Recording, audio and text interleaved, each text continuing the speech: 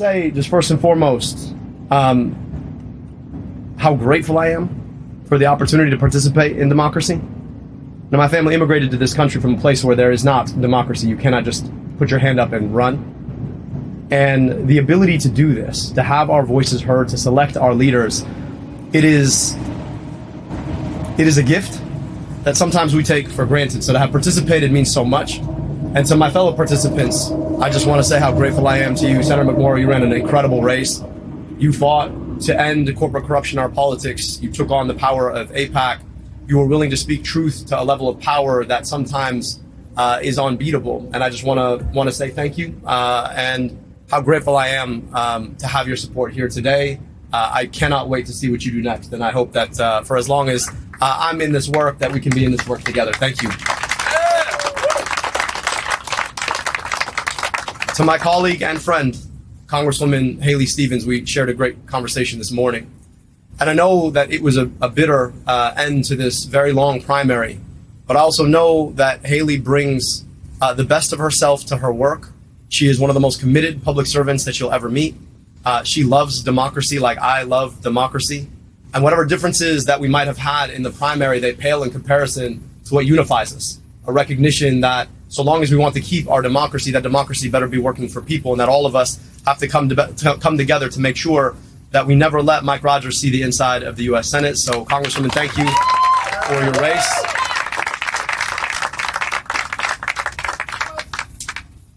And I have to say a few more thank yous before we talk about where we're going next. First, I got to thank my wife, Sarah. I really, when we decided to jump into this race, I knew that it was going to be tough for me, but I also knew that it was going to be particularly tough on our family. And the fact that she held it down alongside her medical practice, alongside making sure that our daughters didn't experience this without thinking life was just normal, that takes just an extraordinary amount of effort and sacrifice. So I just want to say how grateful I am to you, love, and I'm so honored and thankful that we get to continue this. 20 years on has been a hell of a ride. I owe her a 20th anniversary on our 21st anniversary because we definitely didn't get one of those this year. To my daughters, I know that they're not watching, but you know, I wish this meant I get a little bit more time with you, but give me 3 more months. To everybody who put their shoulders into the work, anybody who made a contribution, who knocked on a door, who made a phone call, who put yourself into this democracy, who gave us your stake in democracy, this movement, this moment is for you. And I just can't say how grateful I am to have earned the votes that we got. We took on a machine. You're not supposed to be able to beat $70 million of outside spending, a record amount of money spent in a campaign against a Democrat in a primary in any campaign. You're not supposed to be able to beat that. And what we showed is that the power of our many is greater than the power of their money. What we showed is that if you're willing to build a movement brick by brick, if you're willing to go and travel your state and have the conversations in rooms big and small, starting in moments when people aren't even paying attention to an election, but are paying attention to the price of gas and the price of groceries and the price of housing and the price of healthcare, that you can build a conversation that builds into a movement that defeats Goliath. This is what you all showed. And my hope is that our democracy will never be the same. So when Big Pharma and Big Tech, when DTE and Blue Cross come a knocking saying, you know what, this is our democracy and we're going to own it, from here on out, we can always point and say, no, this is the people's democracy and we will always own it.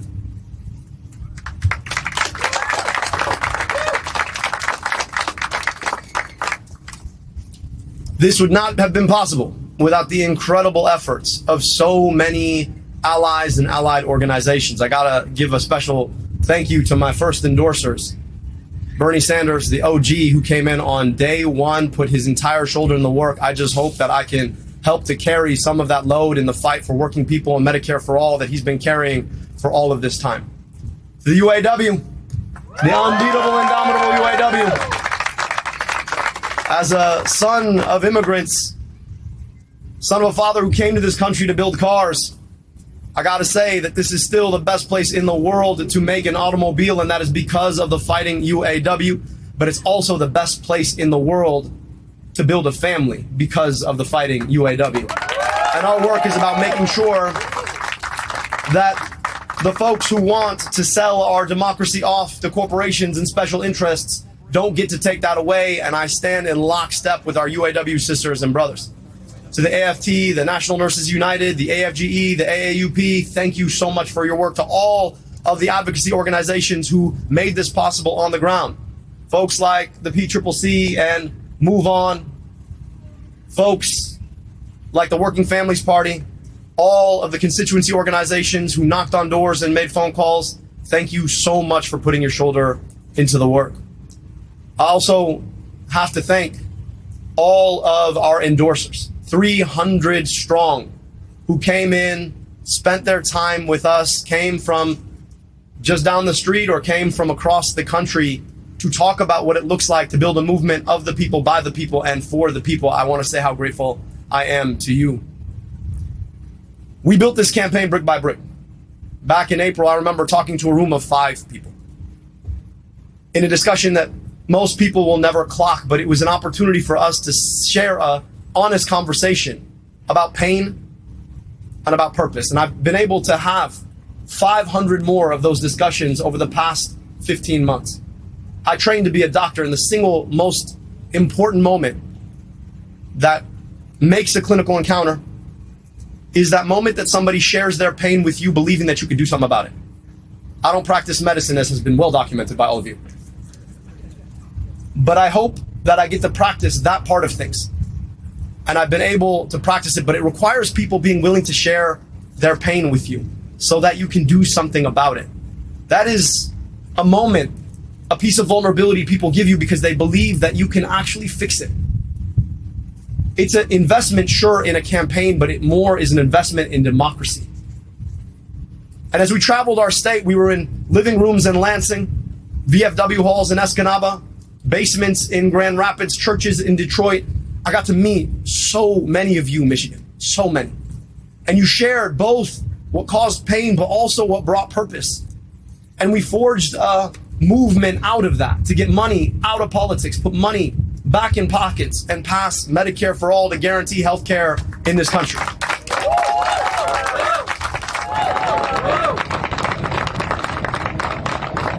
And for our troubles, the corporations, the special interests, who would rather get to decide who our elected officials are than let us decide who our elected officials are, they spent an unprecedented amount of money to beat us. Attack ad after attack ad after attack ad after attack ad. Wall-to-wall ads. But it turns out that the commercials are the part of the television show most people don't want to watch. It turns out that you can spend as much money as you want on lies, but it doesn't make them true. It turns out that when you're able to reach out and dignify somebody's pain, people remember that a lot more than a 30-second ad played on a loop on television. And it turns out that when the people want something in this democracy of ours, the people can get that thing if we're willing to do the work of that. And that's exactly what Michiganders up and down the state showed. 12,000 volunteers knocking nearly 10,000 doors a day to defeat an unprecedented amount of outside money, $70 million. But right now, as bitter and as divisive and as cynical as the campaign against us might have been, I want us to realize that there is so much more that unites us now. Because the campaign that Mike Rogers and Donald Trump and their GOP MAGA allies are launching is already more bitter. All you got to do is look at the ads you're already watching on TV, started today. You know, they think that you want to use my whole name against me. Mike, listen, man, if you can't say the name, it's Abdurrahman, keep the name out your damn mouth. I'll be happy to give you lessons. But they understand that the only way that they think they can win is to drag us into the mud, to believe the worst about each other, to believe that what divides us is bigger than what unites us. They want us to think that the reason some of us ain't got is because of other people got. But it turns out that the reason so many of us ain't got is because of the system that has corrupted our politics to take it away from us. And that is the thing that we are taking on now. that movement to get money out of politics, put money in your pocket, pass Medicare for all, it is a big movement. So if you supported me or you did not support me, if you voted for Vice President Harris in 2024 or you're voted for Donald Trump, if you believe like me that you ought to be able to afford your groceries, if you believe like me that you ought to be able to afford your home, if you believe like me that your tax dollars ought to be invested in you rather than sent somewhere else, if you believe like me that a government of the people, by the people, and for the people is our birthright in this country, if you believe like me that we have a responsibility to stand up and walk with our union so that everybody has collective bargaining rights in this country, if you believe like me that you ought to have the guarantee of good health care in this country without some corporation trying to tell you what you cannot have and should not fight for, I hope that you'll join this movement now.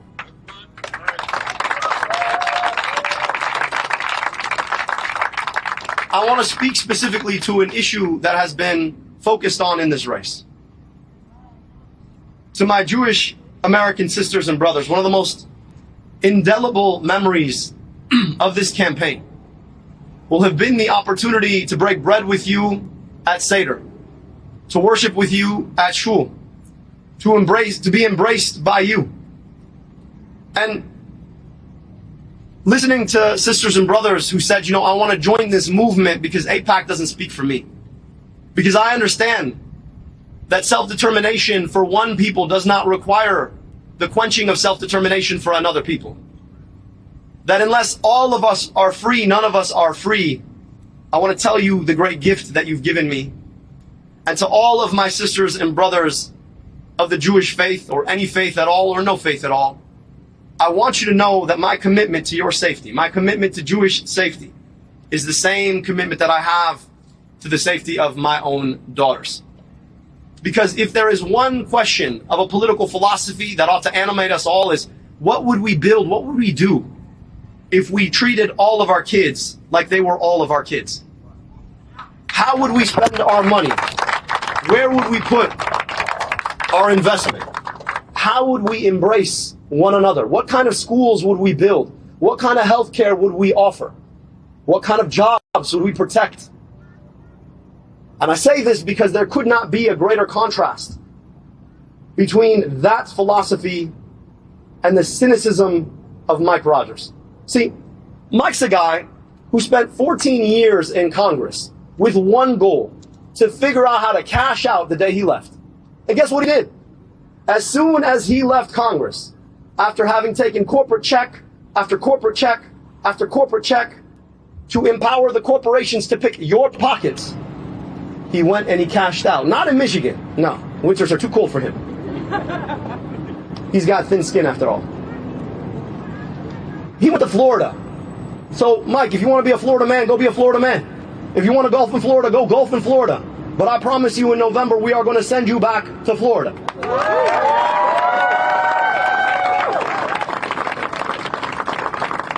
Mike Rogers is the guy who wants to put a data center in your backyard so he can make himself feel a little bit more manly by making an AI video. Mike Rogers is the guy who has never shied away from a DTE check so he could turn his face in the direction of Florida. Mike Rogers is a guy who will do anything Blue Cross Blue Shield wants him to do, including raise your rates. Mike Rogers is a guy who introduced legislation to increase the flow of opioids. He did that while I was in high school. Mike Rogers is a guy whose politics and vision and perspective are old. Mike Rogers is a guy who has never shied away from a corporation he could do a favor for. Mike Rogers is a guy who, believe it or not, went back to Florida so he could lick every single boot Donald Trump owns to beg for his endorsement. I'm so sorry. If you want a senator who's going to lick some boots, fine, go vote for Mike Rogers. But if you want a senator who's going to stand up to Donald Trump, then you've got your option right here.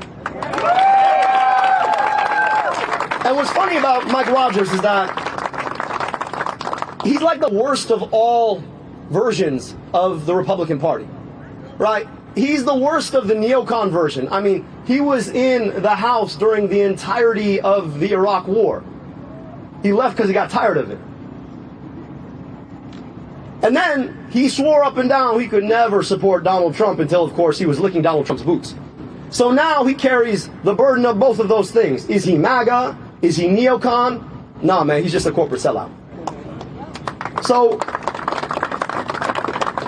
Mike, I'm going to say it right here. I know you're going to say no because you're a coward. 5 debates, all right? Yeah. If you're willing to stand with me and have a conversation, you and I both know that you will wither in front of your own crimes. But I'm going to make sure Michiganders know about them. Because at the time we're done, you are not going to have safe quarter from people holding you accountable to what you've done for them here in Michigan. We will send you back to Florida where you belong. 5 debates. I'm hoping for an answer today. It's going to be a lot of fun, my guy. But I want to finish here because it's not about Mike Rogers. It's not even about Donald Trump. It is about who we are as a country. I worked in that building right there. In fact, you could see the window of my former office. And there are moments I had to pinch myself because my story in America is about as unlikely as it gets, but for an accident of history that allows my dad to immigrate to Detroit to go to Wayne State University. I was supposed to be a cab driver in Egypt, like my cousins.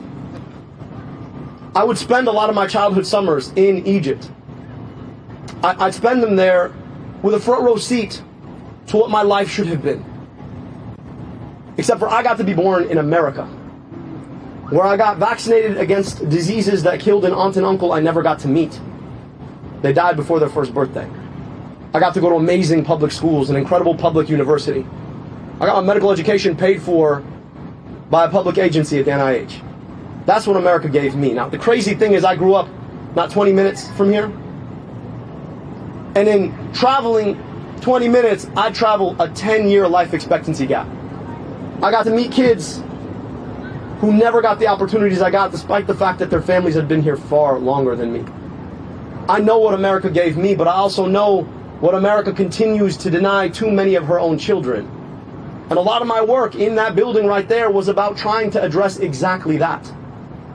And I kept running up against one thing: the kind of politics that tell us that we cannot invest in those children because we should be sending their money to deny rights to other children abroad. A politics that tells us that the corporations should do what they can and the rest of us do what we must. A politics that tells us that our democracy is there for the taking if you have enough money to take it. And so when the opportunity to run for U.S. Senate came up, I realized that this was a fight not just against Mike Rogers and Donald Trump. It was a fight for the kind of America that can give what I had to all of her children. That is the work in front of us. This country of ours, this America of ours, is more than a flag. It's more than a set of colors. If you're a patriot, then you better fight for an America that is America for all of her kids. That's what this is about. Building a movement to take our democracy back, to serve the people who absolutely deserve the best of what America has to offer them. That's the commitment all of us are making. So whether you voted for me or voted for my opponent or didn't vote at all, we're inviting you to that movement to get money out of politics so we can put money back in pockets and finally guarantee the promise of health care through Medicare for all. And I am so honored for all of the folks who've already invested, to all the folks who haven't. I cannot wait to meet you, and let's go win in November.